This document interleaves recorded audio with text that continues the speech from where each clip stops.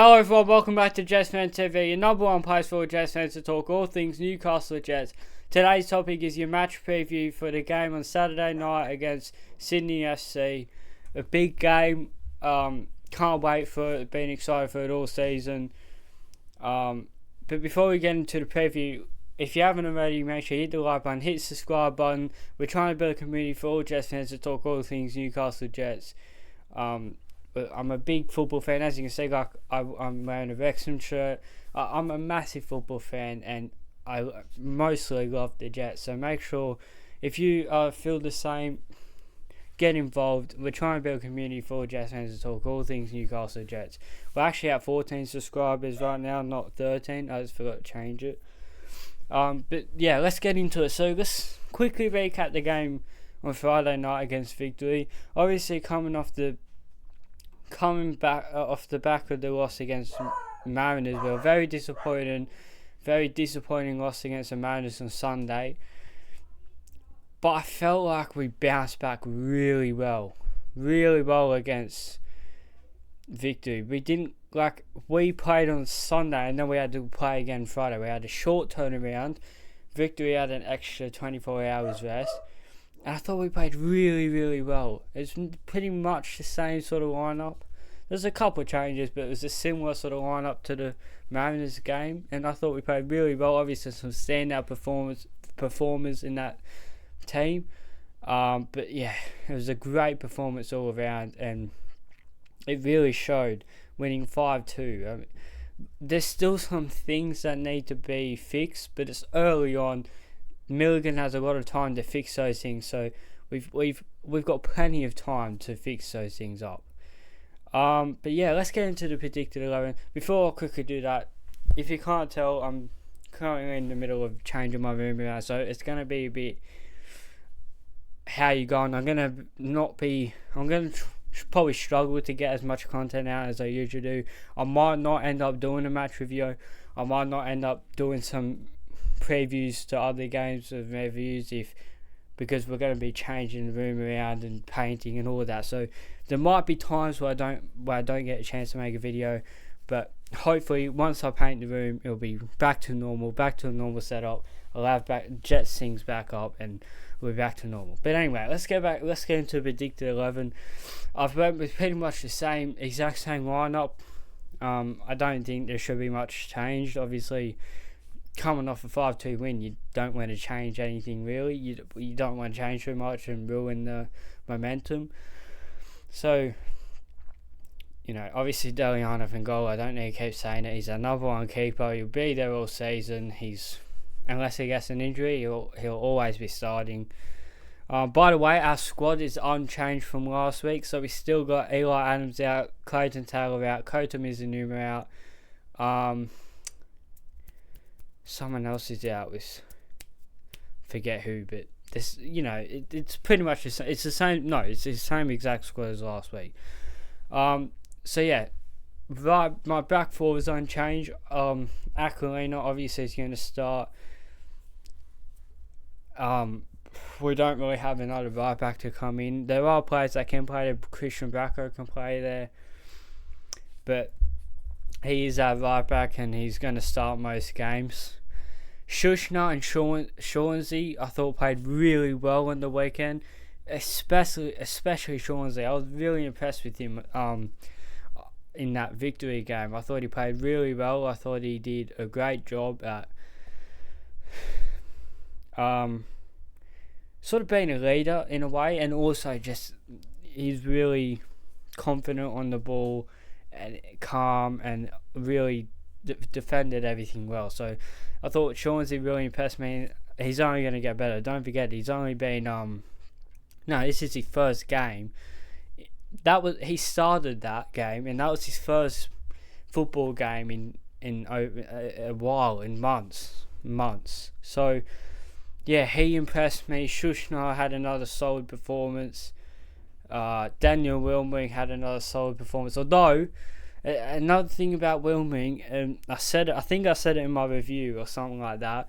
He cost us on the first goal, but then he created I think he created one of our goals, and this is the thing. He make a mistake, but then he would do some really good things in the game, and he needs to fix that up. If he can stop making mistakes, I think he can be a great player. But he's got to fix that part of his game up. But yeah, I thought he had a decent game against Victory. Overall, was really good. Getting forward, putting crosses in, getting involved. I thought he's pretty good. Moving into the midfield. Now this is where you get to some standout performances. We'll start off with Grozos, captain. Always puts in a solid performance most times anyway, and he's not special. He's nothing special, but he always puts in a solid performance, a solid captain's performance, and he will do the job that he needs to do. So, yeah, Grozos will start. Now, moving into the other two positions, Battleato, again, what a game. What a game. It wasn't just the 3 goals. He could have had a fourth on the first goal that Gibson ended up tapping in. But it was also just he's on the ball so much, and he always drive forward. He always looked dangerous on the ball, and he was pressing so well. That's what led to his first goal. That's what led to his third goal. He's so good at really putting pressure on those, at least against the Victory players. He played so well. He didn't even need the 3 goals to be man of the match. He was absolutely brilliant. So, yeah, if he can keep that up, he played really well against the Mariners. Got a great goal. Obviously, we lost, but he played really well against the Mariners, and he played brilliantly against Victory. If he can keep that up, what a player we have on our hands. Max Burgess as well. He went a bit under the radar, but I thought he played really well as well. It was just obviously went under the radar because he didn't score or anything like that. But I thought he played really well as well on the weekend. Really getting involved again, really pressing, winning the ball high up the pitch, and really and creating some opportunities for the front 3. I thought Burgess played really well as well. Moving into the front 3, Will Dobson, I think he deserves to start again. I thought he played really well as well. On the first goal, it was a good play from him to get it into Battleato, who took the shot, saved by Duncan, and then Gibson ended up tapping it in. He done well in that one, and then also on another goal, I think it was our third goal, where it was Battleato's second, and it was our third goal. He lovely play across the touchline, keeps it in, lovely pass back to Battleato, and Battleato scores it. So yeah, Dobson played really well, and he's he's really improving. I thought last season he did alright when he came in, but his final ball was a little bit dodgy and he needed to improve it, and I think he's really done that this season. He's great on the ball, great with the ball at his feet, and his final ball has really improved. Really getting that ball into the box or taking a shot, and yeah, Dobson's really impressed me this season. Rocky Rose, I think I'm starting to second guess myself on this one actually. I forgot Ben Gibson scored on the weekend, but I think they're going to rotate around. I think Gibson and Rocky Rose are getting an even sort of amount of game time this season.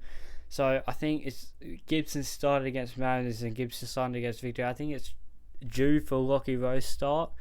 I could be wrong. He might stick with Gibson, and I wouldn't blame him for that. I just think Rocky Rose is due a start, but either way, I don't care. Both of them are. Gibson's obviously in hot goal scoring form. I actually didn't think he played that good against Victory, but he still got the goal, and he was still getting involved in the play. So look, if Gibson starts, it doesn't bother me. I just feel like that Rocky Rose has to get started at some point, and I don't know when it is, but maybe it's this week, maybe it's tomorrow. And then Burton Sheller, he started every game. I think it was him that pulled up with a cramp at the end of the Victory game. That was worrying because the way he pulled up, I thought he pulled a hammy, But no, he just had a cramp. That got confirmed by Milligan after the game. But maybe it's time for him to get a rest, because he started every game and played 90 minutes since the start of the Australia Cup. Pretty much every single game he's played. He's nearly played every single minute that we've played since the start of the Australia Cup. I think it's due a rest. Who do you put there? I don't know. Maybe you put Oscar. I don't know if Oscar Fire can play the rest. Maybe Bertolicio. Maybe. I don't know. I don't know who you put there, but I think Bertoncello might get rested. I don't know if there's really anyone else to put there until Clayton Taylor comes back. I'm sure Milligan will work something out. If Bertoncello needs a rest, I'm sure he'll get it for him. But I've got him in the predicted 11, but I wouldn't be surprised if he gets a rest.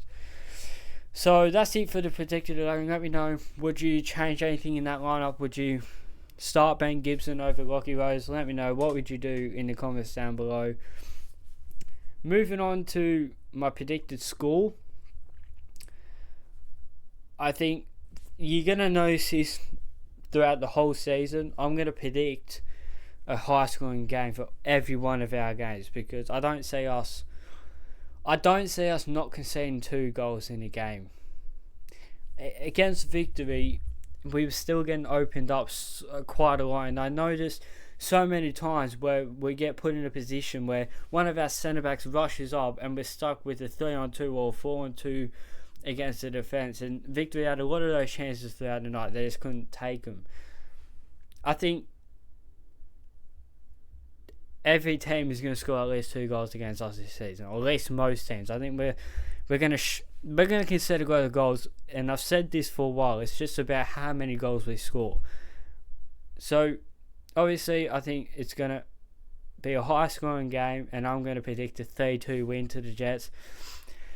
I'm not so confident on this one, but I wasn't confident about the one against Victory, and I got that right. We won. I predicted 2-1. I think I predicted. I'm going for a 3-2 win against Sydney. I think we can win this game. Home advantage. Hopefully it'll be a good turnout from Jets fans. I think we've got a lot of momentum coming off that win against Victory. Sydney haven't had the greatest start of the season. They haven't had the worst. Who they versed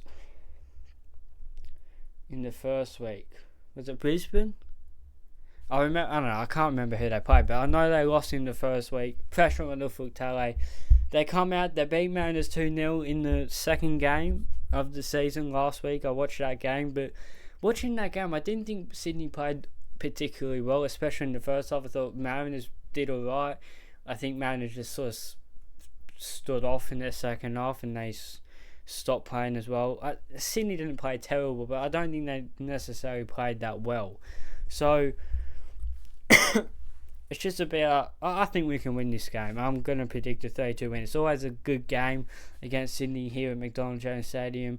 Obviously, moving on to why you should get down to the game. Obviously, Jets are running the $25,000 tournament to throw a paper plane. If you throw a paper plane into a bucket, you win $25,000. Obviously, the chances of that happening is very slim, but mate, it's free. You enter it for free. You just walk into the gates. You don't even have to make one yourself. They give you one when you walk into the gates, and at half time, you get a chance to throw it into a bucket. I think it's at half time. I'm fairly sure it's at half time. So that's one reason just to get to the game. Another reason, it's going to be a great atmosphere. There'll be a great turnout from Squadron. Sydney are going to have a couple thousand coming down to the game. We're coming off the 5-2 win against Victory. Don't forget, we're still Australia Cup champions. We're fresh off that still. There's so many reasons to get to this game. So I implore everyone to get to this game. Let's get 10,000 to this game. I was a little bit disappointed that there was only 6,000 at the Victory game. This one, I think there's a much better chance at 10,000, because I think Sydney are going to bring a couple thousand. So even if we just have the 6,000 that went to Victory's game, there's going to be a couple thousand onto that from Sydney. So that's 8,000. You just need another 2,000 Jets fans. I think you can do that. Let's get 10,000 to the game, and let's create a big, massive atmosphere, and let's get the win against the Sydney, one of our rivals. Don't forget that, one of our rivals. We're fired up. Come on. Thank you for watching. If you like the video, make sure you hit the like button, hit subscribe button. As I said at the start, we're building the community for Jets fans to talk all things Newcastle Jets. And until the next one, I'm out. Thank you for watching. Peace.